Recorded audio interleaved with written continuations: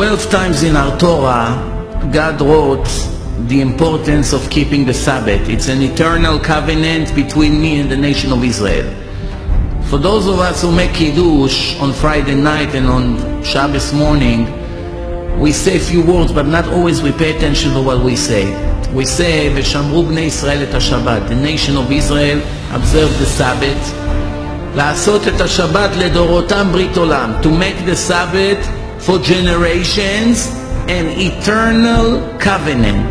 Beini uvel bnei Israel, between me and the nation of Israel, ot ileolam. It's a sign for eternity, to know that I, God, created the world in 6 days, and in the 7th day I rested. The Torah says it 12 times in different places, more than anything else, besides loving the converts. Every other topic is not mentioned so many times. The reward for the Sabbath is tremendous. The punishment is impossible to understand. How can it be so bad? Even worse than someone who committed a murder, which indicates that to the Creator of the world, the covenant of the Sabbath is even more important than anything else. Include, you should not kill. This is a covenant, not that many mitzvot. The word covenant was useful. This is the foundation of Judaism. According to the law, if a Jew does not keep the law of the Sabbath, he cuts himself out of Judaism. Many Jews, of course, don't know it. How important is the Sabbath? Because we grew up in a generation with environment that everyone basically drives and violates Shabbat, and it became a normal thing to do. But that's the truth. We open Shulchan Aruch, the book of law. In 7 different places in the book of laws of Jewish law, it says it. Mechalel Shabbat, someone who is violating the Sabbath, exclude himself from any holy ceremony of Judaism. Exclude himself from Judaism. And many other horrible things that I don't even want to use. My question to each one of us is, if you're honest with yourself, on a 1% chance there's poison in a cup you didn't drink. But you have to agree with me that there's much more than 1% chance that the Torah is divine. Much more. Everyone agree, even those who criticize the Torah all day and all night. 1% chance, for sure you have. Why do you drive on the Sabbath? Why do you light the cigarettes? Why do you turn electric? Why you do all the things that the Torah says you cannot do on the Sabbath?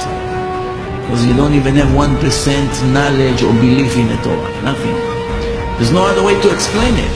Knowing if there's 20 or 30 or 50 or 90%, like most people say, 99% faith, knowing that God forbid you exclude yourself for the life of eternity, the damage is tremendous, and you're still doing it for what? To go to the mall, to buy something, to drive to the game.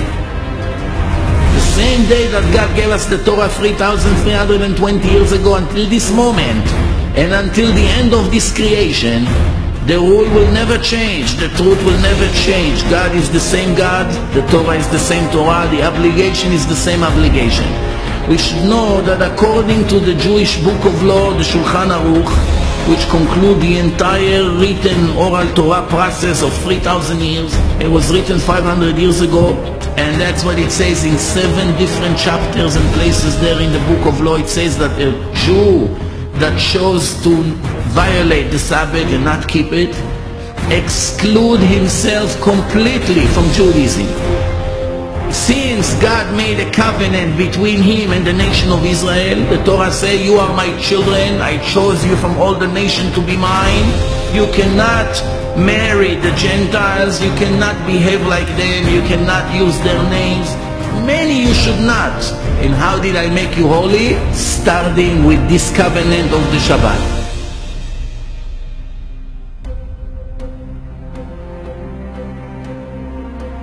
Shabbat in Hebrew has 3 letters, Shin, Bet and Taf. These 3 letters, if you look at them, it's abbreviation of 3 different mitzvot, 3 different commandments. Shin stands for Shabbat, Bet stands for Brit, circumcision, and Taf stands for Tefillin, that put on the heart and the head every day. Those 3 commandments have something in common. From 613 laws that God gave the Jews to keep, The Gentiles have only 7 to keep, and if they keep it, they earn a ticket to the next life. Even though it's very limited as far as the reward, because the test was very easy. The Jews have a much harder job in this life, but the reward is tremendous. It's much higher than the Gentiles. But the most important thing that we have to understand, those 3 commandments have something in common. The Torah used the word ot. Ot means a sign, an agreement. For agreements you need 2 sides. One side is God, the second side is us.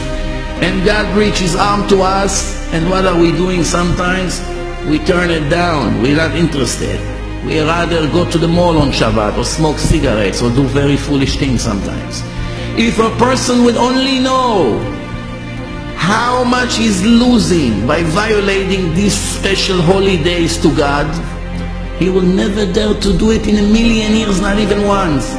But the problem is that ignorance plays such a role here that Jews never read the Torah probably once in their life in this generation, most of them. They don't know what the Sabbath is. They don't believe that it's so critical. But the truth, as I said, is the same truth.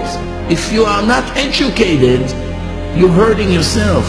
Come and learn before it's, God forbid, will be too late. So those 3 commandments, the Sabbath, the circumcision, and the tefillin that we tie on our heart and head every day, those are the 3 covenants. And a Jew, in order for him to belong to the Jewish nation, the nation of God, the nation of the book, needs every day to have 2 covenants applied to him. Which means every day during the week we have the circumcision, plus we put the tefillin on the hand and the head. Those are the 2 signs. On the Sabbath, we don't put the tefillin on, we keep the Sabbath. So we have circumcision and the Sabbath. So together we always make sure we have 2 covenants on us. And if, God forbid, we will turn it down and will not keep our share in the agreement, the price is hard to bear. The Torah says that if the Jews would only know that the reward that they expected to get for every little commandments that they keep, they would run after that every second of their life. And I would like to conclude with one important statement that the Torah says. The Torah says that if you take all the pleasure of all the people, of all the generations of this entire physical world, of all the people combined, it will not be equal to the reward of one individual Jew in the next life. The original language, this is how it sounds. יפה שעה אחת של קורת רוח בעולם הבא מכל חיי העולם הזה. 1 hour of pleasure in the next life to the Jew is equal more than all this entire planet, this entire world combined of all the people together. Money, women, sports, vacation, pleasure, art, whatever you can think of all the people, billions of thousands of years, will not be equal to your reward if you're only going to do the right thing. And if you have doubts about what I say, I'm willing to challenge each one of you. Each one of you, contact me in person, in the lectures, go into my website and check if it's possible to prove or not. Nobody could write such a book besides the creator of the world.